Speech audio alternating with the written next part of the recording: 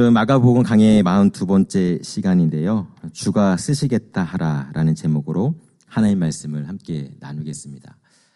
미국의 작가 중에 말콤 글래드웰이라는 사람이 있습니다. 아주 베스트셀러 작가인데요. 아웃라이어라는 유명한 책을 쓴 적이 있죠. 이 책은 어떤 분야에서 성공을 거둔 사람이 어떻게 그러한 성공을 거두었는지에 대해서 이야기하고 있는 책입니다.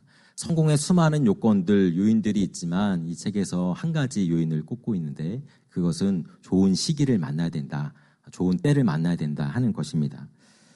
인류 역사상 가장 부유했던 부자 75명이 있는데요. 그중에 19명이 미국인이었다고 합니다. 근데 이 19명 중에 무려 14명의 태어난 시기가 아주 비슷한데 그것은 1830년대였다고 해요. 1830년대에 태어난 14명의 미국인들이 미국에서 아주 유명한 갑부였다고 하는데요. 1830년대에 태어난 미국 사람들이 역사상 가장 부유한 명단에 오를 수 있었던 이유는 무엇이었을까요? 그것은 그들이 왕성하게 활동할 나이인 30대, 40대일 때가 1860년, 70년대였는데 이 시기에는 미국에서 철도가 건설되는 시기였고 월스트리트이 생겨난 때였습니다. 이처럼 미국 경제가 아주 가파르게 상승하던 그 시기에 왕성하게 활동했던 그 나이대 사람들이 바로 1830년대생들이었던 것이죠. 그래서 이렇게 시기를 잘 만났기 때문에 그 어느 세대들보다도 어마어마한 부를 챙겨갈 수가 있었던 겁니다. 사진 하나를 보여드릴 텐데요. 여러분 이 세 사람이 각각 누군지 아시겠어요? 빌 게이츠, 그리고 구글 창설자인 에릭 슈미트, 그리고 애플의 스티브 잡스입니다. 여러분 이 IT 분야에서 이 세 사람은 뛰어난 업적을 이루는 사람들인데 이 세 사람이 한 가지 공통점을 가지고 있습니다. 어떤 공통점인지 아세요 혹시? 아시는 분 있으세요? 아는 분도 있겠지만 이분들의 공통점은 태어난 해가 같다는 겁니다. 이분들은 1955년생들이에요. 1955년에 도대체 어떤 일이 벌어졌기 때문에 이렇게 탁월한 능력을 발휘하는 사람들이 태어났던 것일까요?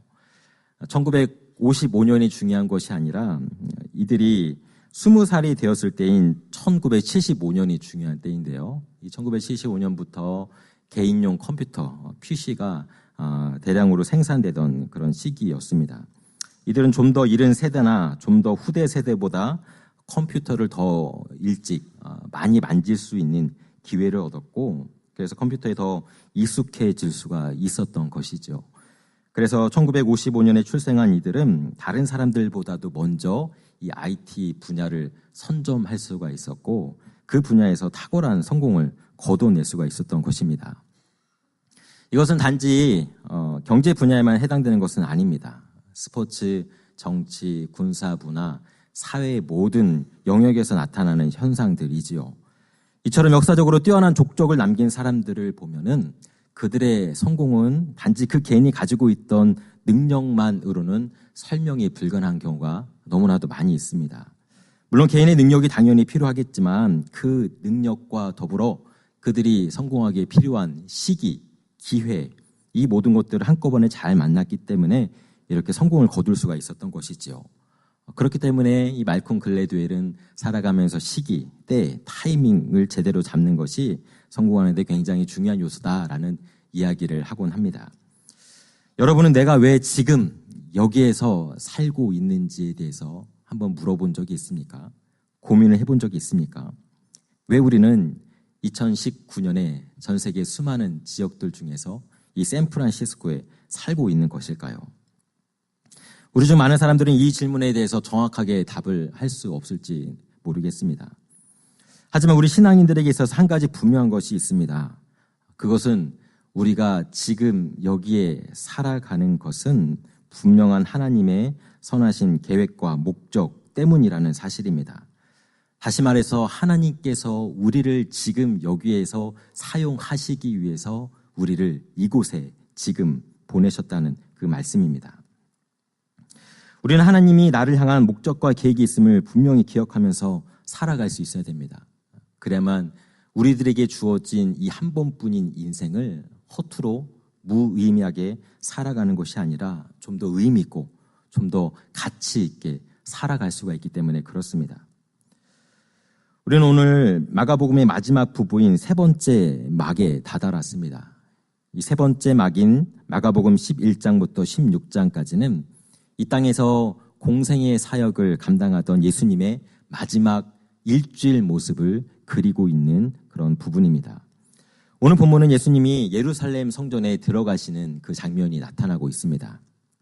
사람들은 예수님이 어린 나귀를 타고 예루살렘 성에 들어오시자 호산나라고 외치면서 그 예수님을 환영하는 행사를 대대적으로 벌였습니다. 호산나라고 하는 말은 지금 우리를 구원하소서라는 의미를 담고 있는 말입니다. 당시 이스라엘 사람들이 생각했던 구원은 우리가 지금 생각하고 있는 것과 같은 영적인 구원은 아니었습니다. 사실 그들은 영적인 구원보다도 육체적인 구원, 국가적인 구원이 간절히 필요로 했던 사람들입니다. 그들 대부분은 가난으로 인해서 극심한 고통을 경험하고 있었고, 그리고 로마 제국의 식민지 지배 상태에서 그들로 인해서 굉장한 핍박과 박해를 받는 상황이었습니다. 그래서 유대인들은 하루빨리 메시아가, 그리스도가 이 땅에 와서 자신들을 가난으로부터 그리고 로마 제국으로부터 구원해 주기를 간절하게 기다리고 있었지요. 이런 메시아로서의 역할, 그리스도의 역할을 바로 예수님이 행해 주실 것이라고 기대하고 있었습니다. 사실 예수님이 그동안 수많은 지역에서 벌이셨던 일들을 가만히 보면은 이들이 이러한 기대를 갖는 것은 너무나도 당연하다고 할 수가 있습니다. 그동안 예수님은 갈릴리 호수를 중심으로 수많은 이스라엘 지역을 돌아다니면서 놀라운 기적들을 행해 주셨죠. 놀라운 이적을 베풀어 주셨습니다. 그래서 이스라엘의 수도인 예루살렘에 살던 사람들은 지방에서 벌어지는 그 예수님의 수많은 일들을 귀로 들으면서 그 예수님을 보고 싶었고 그 예수님의 기적을 자신들도 경험하고 싶었던 겁니다. 무엇보다도 예루살렘 사람들은 예수님을 통해서 새로운 세상이 조만간 다가올 것을 기대하고 꿈을 꾸고 있었습니다. 그래서 그들은 마치 왕이 전쟁에서 승리하고 개선식을 하고 있듯 예수님을 맞이하고 있는 것이죠. 우리가 나중에 살펴보겠지만 이렇게 예수님을 대대적으로 환영했던 사람들이 나중에는 어떻게 변화가 됩니까? 군중들은 예수님이 걸어가시는 길이 자신들이 원하는 길이 아니라는 것을 알게 되자 예수님에 대해서 적대적인 태도로 돌변을 하고 맙니다. 이렇게 대대적으로 예수님을 환영하던 사람들이 불과 며칠 후에 예수님을 바라보면서 저 사람을 사형시켜라, 저 사람을 십자가에 못 박아라 라고 외치는 그런 폭도들로 돌변하게 되었던 것이죠. 참으로 통탄할 만한 일입니다. 사람들은 예수님이 저들의 기대를 충족시켜 줄 수 없는 사람임을 알게 되자 그분을 내다 버린 것이지요. 여러분, 우리는 혹시 예수님을 이렇게 군중들처럼 대하고 있진 않습니까? 내게 도움이 될 때는 그분 곁에 서려고 하지만 내게 아무런 도움이 되지 않을 때는 헌직자처럼 그분을 내버리려고 하는 태도가 우리들의 모습 가운데 있지는 않습니까? 우리는 이런 군중처럼 상황에 따라 돌변하는 그런 신앙인이 되지 않기 위해서 조심할 수 있어야 됩니다.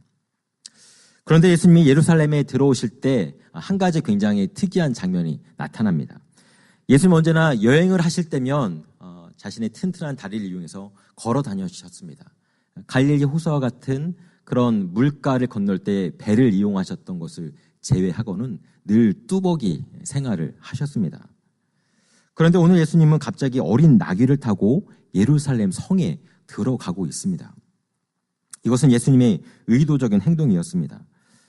구약 성경에 보면은 일상생활에서의 일상적인 목적으로 한 번도 사용되지 않은 그 나귀 새끼, 어린 나귀는 굉장히 신성한 동물로 여겨졌습니다. 그래서 이러한 나귀는 왕처럼 거룩하고 성스러운 존재를 섬기는 데 사용되곤 했었던 것이지요. 따라서 예수님이 나귀 새끼 등에 올라타서 예루살렘 성에 들어가고자 하셨던 것은 그것을 통해서 아주 중요한 메시지 하나를 사람들에게 보여주고자 했던 것입니다. 그동안 예수님은 자신이 메시아, 그리스도로서 이 땅에 오셨다는 것을 사람들에게 철저히 감추셨습니다. 숨기셨습니다.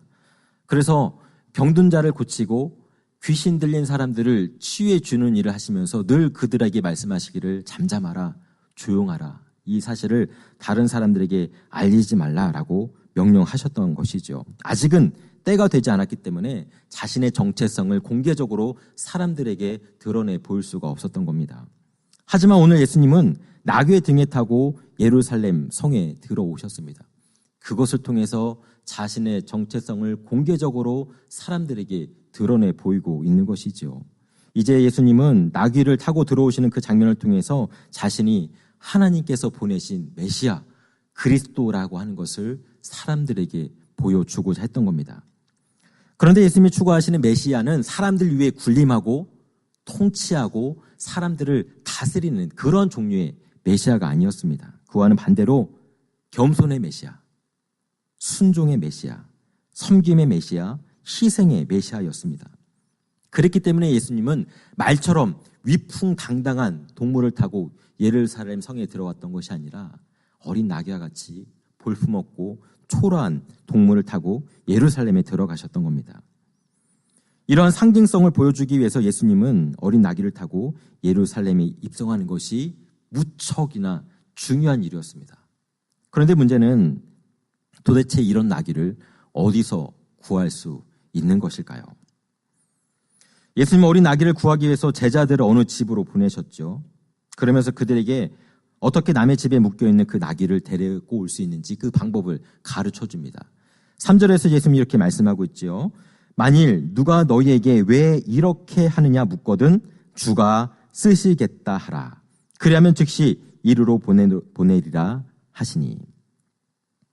우리는 나귀의 주인이 누구인지, 그 나귀의 주인이 예수님과 어떤 관계에 있는 사람인지 그것은 알 수는 없습니다.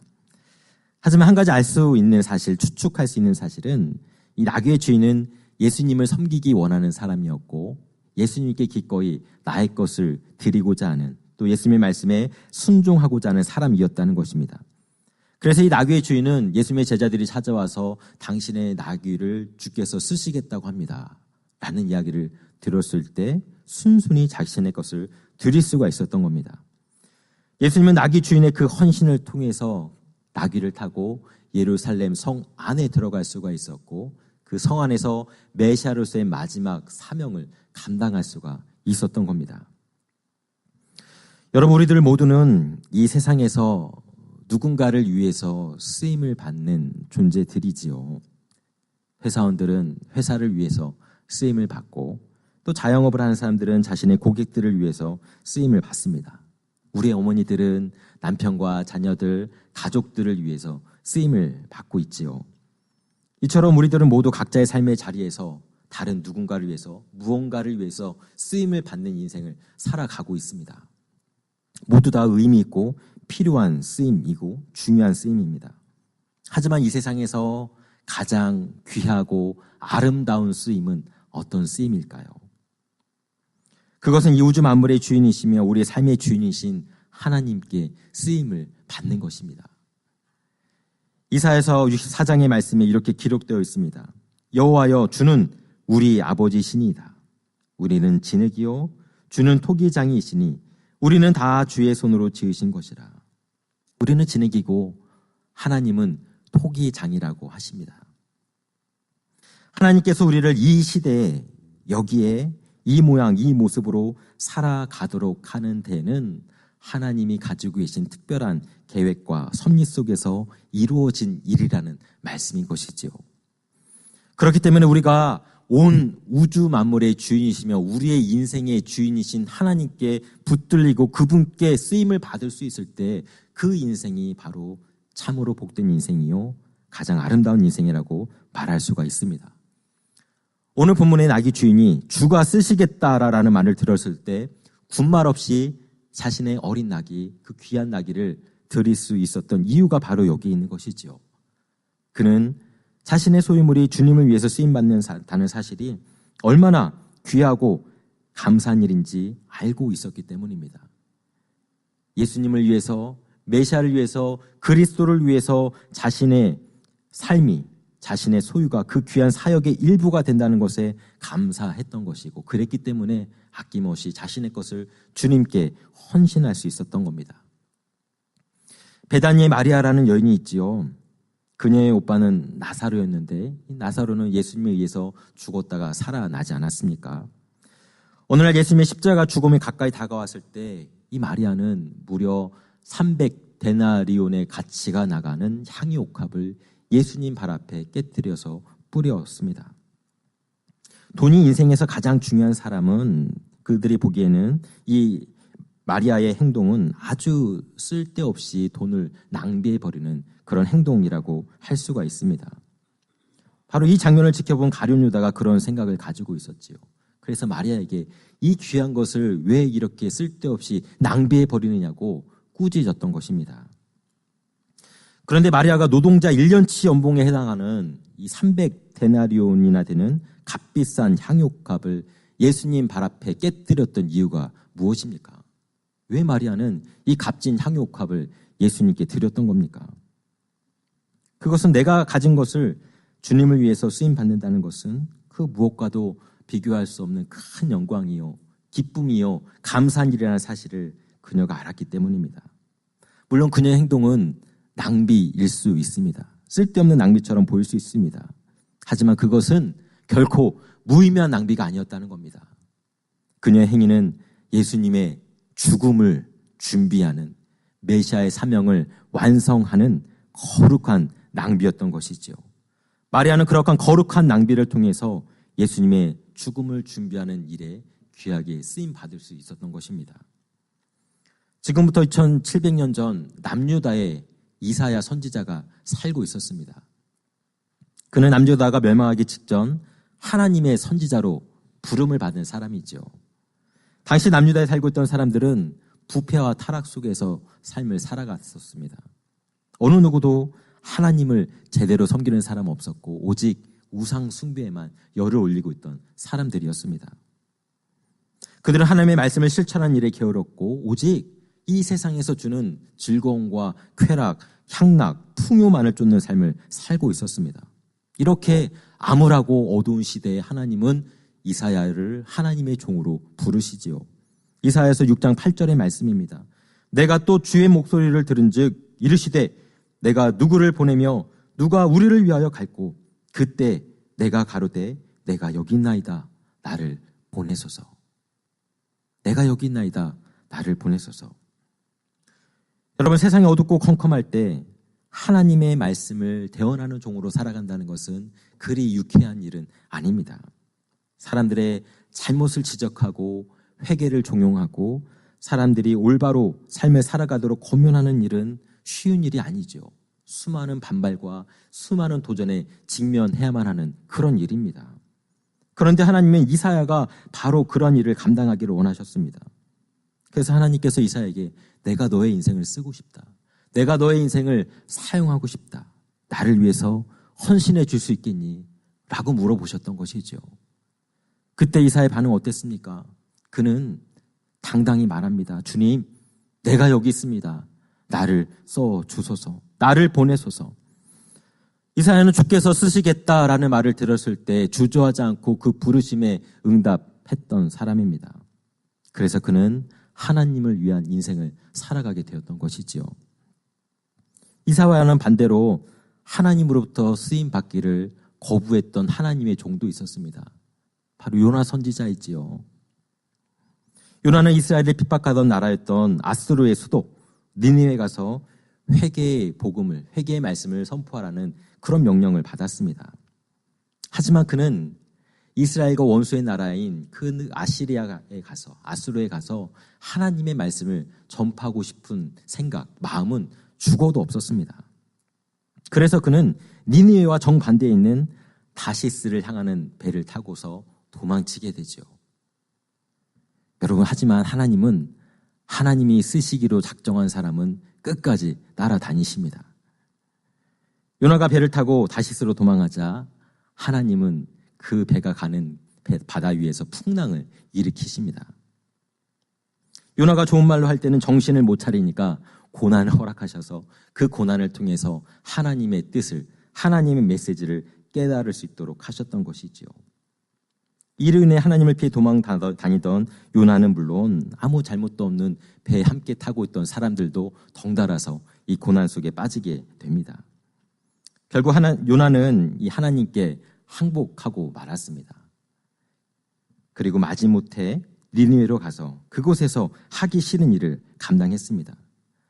그런데 그곳에서 요나가 무성의하게 하나님의 사역을 감당했음에도 불구하고 하나님은 그를 통해 일하셨고 니느웨 사람들을 회복시키시고 그들을 구원해 주시는 놀라운 은혜를 베풀어 주셨습니다.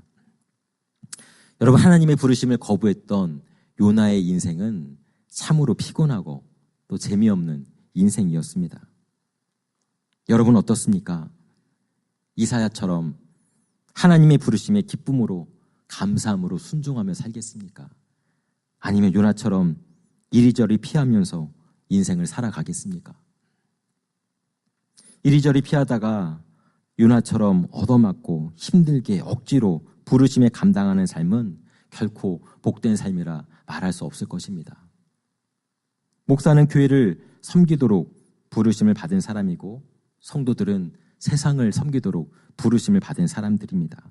우리 모든 신앙인들은 하나님에 의해서 부르심을 받은 소명자들이라고 할 수가 있습니다. 우리는 하나님 나라의 백성으로 하나님께서 우리를 부르셨다는 그 사실을 잊지 말아야 됩니다. 그래서 부르심을 받은 사람의 합당한 삶을 살아갈 수 있어야 한다는 것이죠. 그렇게 살아갈 때 우리는 하나님께서 허락하신 복된 인생을 살아갈 수가 있게 됩니다. 이제 말씀을 마치고자 합니다. 사랑하는 성도 여러분, 우리들은 모두 주님께 쓰임받기 위해 지금 여기를 살아가는 사람들입니다. 왜 하나님께서 하필이면 이 시대에, 이 장소에 우리를 이곳에 보내주셨겠습니까? 회사가 여러분을 하여했기 때문에 여러분이 이곳에 와 있는 것입니까? 내가 다니고 싶은 학교가 이곳에 있기 때문에 여기에 왔다고 생각하고 있습니까? 내가 알고 있는 친인척이 이곳에 살고 있기 때문에 이곳에 왔다고 생각하고 있습니까? 하나님의 입장에서는 결코 그렇지 않습니다. 하나님은 여러분을 사용하기 위해서, 하나님은 여러분을 쓰기 위해서, 여러분을 하나님의 도구로 삼기 위해서 우리를 이곳으로 불러주셨다는 것이죠. 이곳에서 우리에게 감당해야 될 사명이 있기 때문에 우리가 여기에 있는 것입니다. 주님께서 오늘 우리에게 말씀하고 있습니다. 주가 쓰시겠다라고 말입니다. 주께서 우리를 쓰시겠다고 하는 것은 결코 우리를 힘들고 어려운 삶의 길로 인도해 내겠다는 것이 아닙니다. 오히려 우리가 생각지 못하고 기대치 못했던 우리의 인생에 더 의미 있고 가치 있는 인생으로 만들어 주겠다라고 하는 하나님의 도전인 것이죠. 행복은 세상의 가치를 추구하는 데서 얻어지는 것이 아닙니다. 세상의 가치를 추구하면 추구할수록 행복이 더 커지는 것이 아니라 내 빈자리를 더 크게 느끼게 되고 더 오히려 굶주림 속에서 살아가게 되는 것이죠. 참된 행복은 믿음의 길 위에서 하나님께 쓰임을 받을 때 가능합니다. 왜냐하면 그것이 우리가 지어진, 우리가 만들어진, 우리가 이곳을 살아가는 목적이기 때문에 그렇습니다. 우리 모두 이렇게 하나님께 쓰임받는 인생이 되었으면 좋겠습니다. 그래서 우리의 인생이 하나님의 은혜로, 하나님의 행복으로 가득 찬 복된 인생이 될 수 있기를 주님의 이름으로 간절히 축원합니다. 함께 기도하겠습니다.